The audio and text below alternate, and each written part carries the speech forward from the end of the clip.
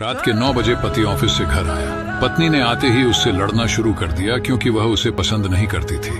पति ने कहा, मुझे खाना तो दे दो, बहुत भूख लगी है। पत्नी बोली, खुद जाकर खा लो, मुझे नींद आ रही है।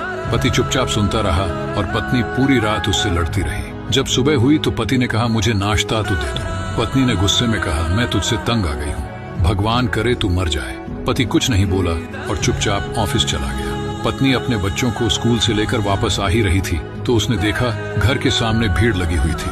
वह करीब पहुंची तो देखा उसके पति की लाश घर के सामने पड़ी हुई थी। उसके ऊपर कयामत सी आ गई। मन में सन्नाटा सा छा गया। लोग आपस में बातें कर रहे थे कि कार से उसका एक्सीडेंट हुआ है। पत्नी जोर से चीखने लगी और चिल्लाने लगी कि मनोज उठ जाओ, मैं अब तुमसे कभी नहीं लड़ूंगी, तुम्हें कुछ नहीं कहूंगी, मुझे कुछ नहीं चाहिए। उठो मनोज, तुम्हें भूख लगी थी ना, चलो मैं खाना देती हूँ, मुझे छोड़कर ना जाओ, उठ जाओ। लेकिन मनोज कैसे उठता, इसे तो उसकी बददुआ ने मार दिया था।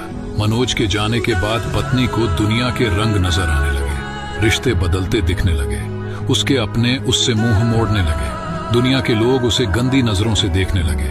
फिर कुछ दिनों में उसे उसका घर भी छीन लिया गया। जो हिस्सा उसका बनता था ससुराल वालों ने उसे दे दिया। पति के मरने के बाद उसे एहसास हुआ कि पति जैसा भी हो, चाहे पसंद का हो या नापसंद का, लेकिन औरत के सर का ताज होता है। अगर सहमत है तो कमेंट में यस जरूर लिखें।